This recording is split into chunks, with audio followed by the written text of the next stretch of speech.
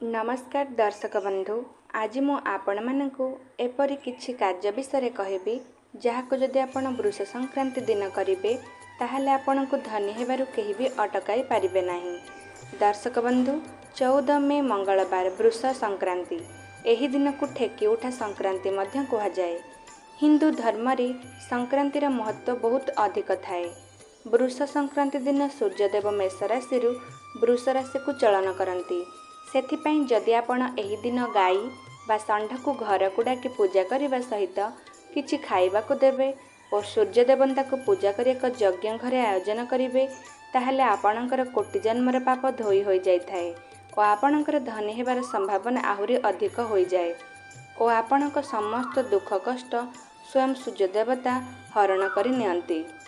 तेबे दर्शक बंधु एही सब नियम को वृष संक्रांति दिन पालन करंतु एवं जीवन रे टंकार अभाव दूर रुहतु।